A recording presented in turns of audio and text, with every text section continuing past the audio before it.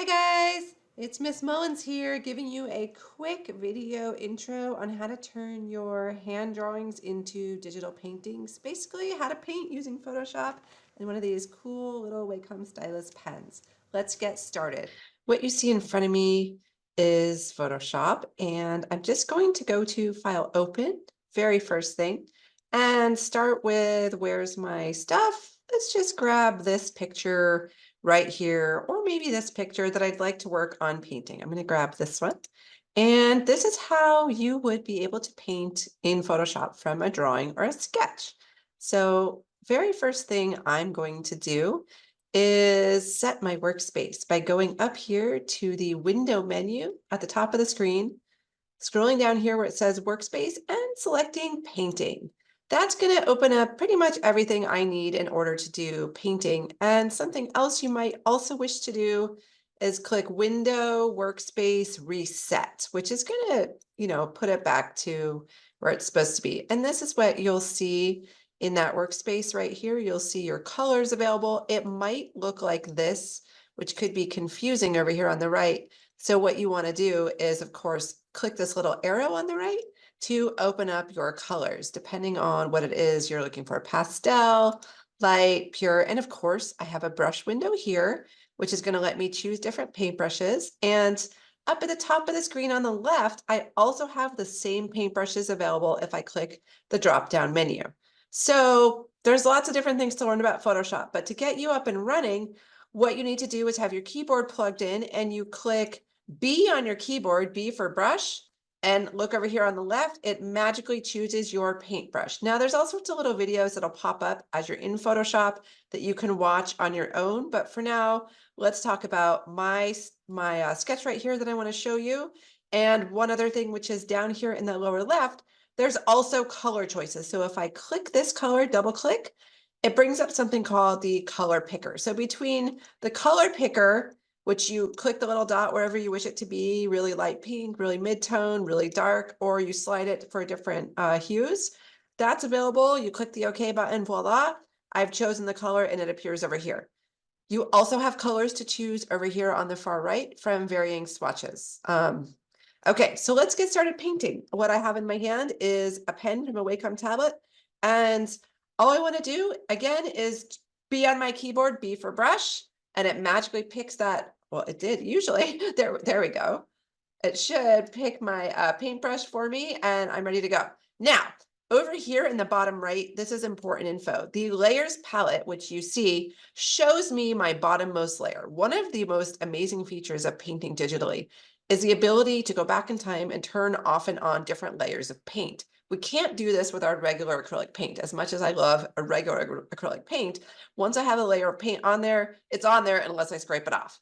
Photoshop, not so much. So to make a new layer in Photoshop, you go down here to the little microscopic plus sign where you see my mouse circling, and you click it. It's going to give me a new layer, and it's layer 1. If I want to, I can double click it and name it my paint and click return. So I'm finally ready to paint. I've selected B on the keyboard. I've got the paintbrush icon. Now it's time to choose a paintbrush. I can choose a paintbrush from the drop-down menu over here, which somehow suddenly gives me this error message. So if that's the thing, click over here. There we go, the little 25. So I can make my brush big or small based on that. And of course I can scroll through. We have our general brushes here, soft round, hard round, stuff that's pressure sensitive. Depending on what kind of artist you are, it's going to vary for everybody. Choose the brush that you like the most. You've got a hard pencil for those of you guys who like mechanical pencils, charcoal pencils, pastel, etc., etc. So let's get started. Very first thing I'm going to do is paint a faint background on here using a sponge brush. No, I'm going to use a chunky charcoal brush, and you can see the cursor size is the size of my brush. What I'm going to do here first is make this big and just drop a background on. So I'm going to choose, maybe I will choose a shade of yellow and just begin with that. Now, first thing you're going to notice immediately is that it's not working. Why is it not working? Let's see, because this thing popped up. Here we go. Let's try that again. Take 2. There we go. I've got paint. wait, Miss Mullins, something is happening. It's erasing your painting. We don't want that, or do we? So here's where you get to do some really cool things that you can't do with regular paint. Over here on the right, where we had our layer menu, see this tiny microscopic word that says normal right here? What we want to do, and it's still painting, by the way, so it won't let me select it yet, but because I am painting digitally, like I said, we've got options. I'm going to come over here where it says normal as soon as my brush stops painting. That's taking a second. And I'm going to select something called multiply, which is going to allow my stuff to be transparent. Wow, I put way too much paint on here. You can see it still going. So over here where it says normal, everybody see where my mouse is? You're going to take this, you're going to switch to multiply, and voila, I can now see my paint again. So you want to be aware that you have multiple options in this thing. You can also experiment. I like multiply, but you can also run this through different blending modes here to get a different effect. So hard light, soft light, exclusion, some of you guys might like, subtract, divide, anything. So what I tend to do is multiply and then adjust my opacity over here. It is set to 100. I might want to drop that down and make it kind of pale like that because I just wanted kind of a subtle background like that. And then I'm going to grab my brush here and maybe I want to mix another color into that. So what you'll notice right now is my colors don't appear to be mixing.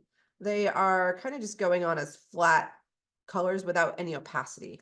One of the nice things here is that we can substitute things like water by changing the opacity and the flow of the digital paint. So if you look up here where it says opacity and it says 100, we're going to drop that down to 50%, maybe the flow to about 50%, and then we should get maybe some more blending happening. You can kind of see how that's mixing a little bit with the yellow. So here we go. I've got a base layer of paint. Now, the reason I put a base layer down is so that I don't have to go back later and paint in between the lines. You always want to paint your background first when you're painting. You don't want to paint your foreground. And I've always been taught to put a layer of something, anything, just as your base and build it up from there. And that goes for regular acrylics and digital. So I've got my first layer of paint. And now let's come on back over here to where it shows the layer of paint here, and I can turn it off by clicking the little eyeball that's happening on my layer palette. Oh, it's gone. I don't need it anymore, but I want it. Now, the way I like to work specifically is to make another layer. So maybe you come in one day on a Monday and you paint a whole background, and then later you decide, oh, I really wish that background was a different color. What I'm just going to do is go up here. I don't like the color I chose, but I already painted it. Image, adjust, hue saturation. Let's make it more of a light kind of pinky tone, maybe like that, and maybe like this. Click OK. And oh, but now it doesn't match down here. So I'm going to click the eyedropper tool over here, I on your keyboard for eyedropper, and grab some of this nice paint here that I think I would like to have, and grab my brush, and I'm just going to fix that because I decided I changed my mind and I like this color better. That's still not the right color, so I'm going to go back again and choose another shade of pink until I have it right. It's just like regular paint. I'm going to make my brush smaller by coming up here to the top, make that a little bit smaller, and again I can go back and blend this, and it's kind of coming in as a purple, and the reason why is because if you look up here, I set my opacity 46%, which means I essentially took my acrylic paintbrush and dipped it in a jar of water. So now let's come back here, and it kind of looks like I'm painting gray. Let's grab this nice peach over here by clicking on it and just come on back. So this is a process like any other, and you can kind of mess around with the colors as you wish. But the idea here is because I have my layer set to multiply, you can still see my original drawing. So for all you people who drew really, really, really detailed line work, you don't want that to go away. That line work has value. And by painting with your layer set to multiply over here, that's going to allow you to do that. Again, we can go back and change this. Some of you guys might like this linear burn. There's all sorts of settings that you can mess with. I am at the point where I'm ready for my next layer. So to make another layer, which is essentially another day of paint, my paint dried, I came back, my canvas has this all dried up and I'm ready to put more paint on. I'm going to make a new layer. I click the plus sign right down below, and there's a little video you guys can watch later. Click the plus sign and I'm going to label it more paint detail. You can name yours whatever you wish. Now, if you want to zoom into your painting, what you do is you can go up to the view menu and click view zoom in. You can click control plus, or you could click zoom out, control minus. You can also just say 100%, or over here on the far left corner, you have a magnifying glass. So you can zoom in as much as you like, super detail. Zoom out, I'm clicking control minus, or on a Mac, command minus on the keyboard until you have the view that you wish. So if I just want to paint this one butterfly now, let's grab my brush, B for brush. Apparently it doesn't work anymore. They changed the keyboard command. Let's come over here and let's choose what do I want to draw with now? Pastel Palooza, an inking pen, a wet blender, real oils, you can choose. I think I'm going to go for, I made a custom sponge brush, so I'm going to try that one, and I'm going to grab some color. Maybe I'll try this pink here. Now notice this is kind of a bright pink. It's too bright for me. I'm going to double click it, and I can have the really, really bright, or I can have kind of a more muted color, or anything in between. Once I have the way I want it, I click the OK button, and now I'm ready to paint some more.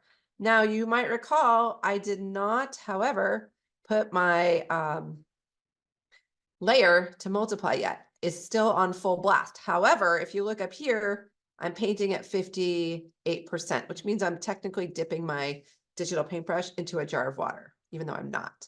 So at some point for me, I'm either going to come over here and take opacity and drop it down so I can still see that line work, but then it gets kind of pale.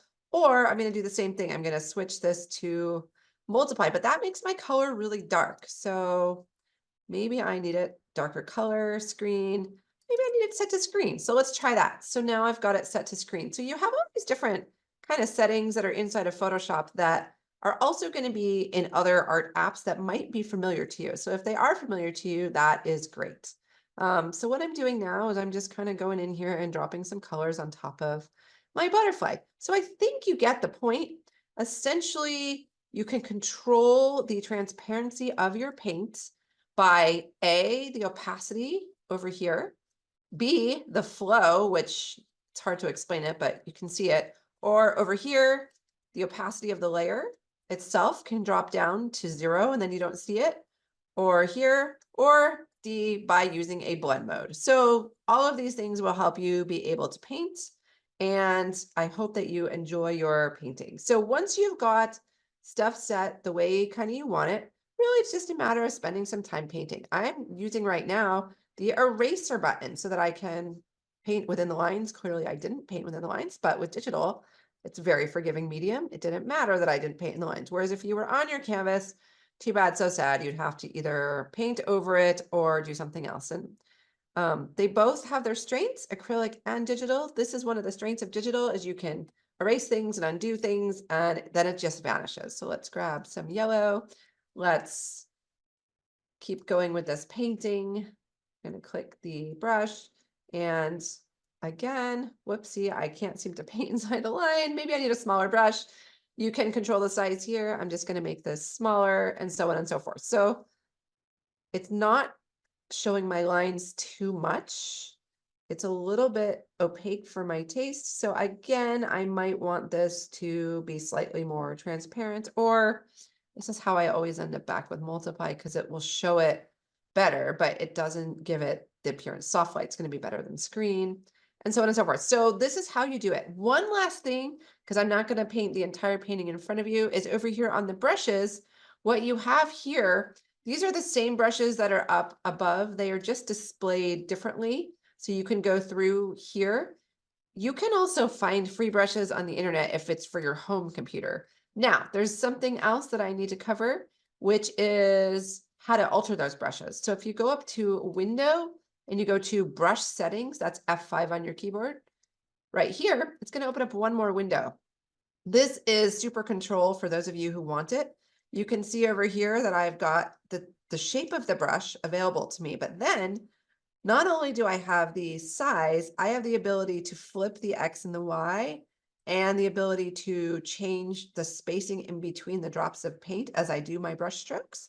And there's ways here, I think I can change the actual tip of the brush to be like a pointy or diagonal or a vertical. There's all these different things you can do. Now it's kind of a vertical diagonal brush. But not only that, we have cool things that you're just going to have to experiment with called shape dynamics, which is the size jitter. Now look, keep your eye here and you'll see how the paint changes as you control these different things. Scattering, how scattered is your brush? It's very scattered or it's very, very tight and drawing in a line. So depending on what you're doing.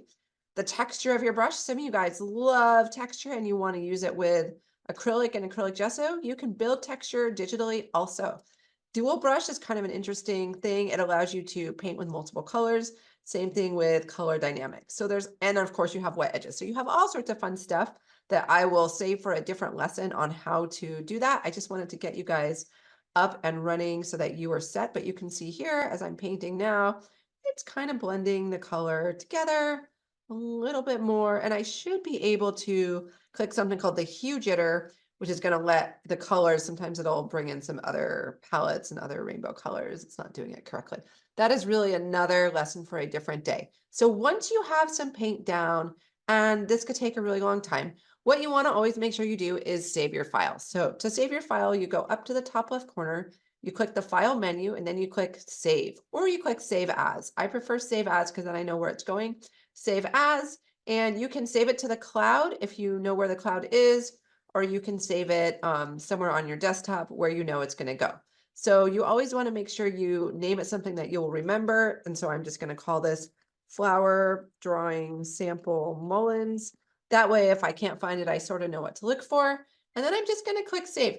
Notice you're saving it as what's called a PSD. This is a Photoshop document, so you can come back to it later and still mess with the layers and the paint. If you were saving it in order to display on the web or print, you would save it instead as a JPEG, but right now we want to save it as a PSD. I'm going to click save. Okay, so that sums up my mini lesson. Thanks for watching and happy painting. Bye.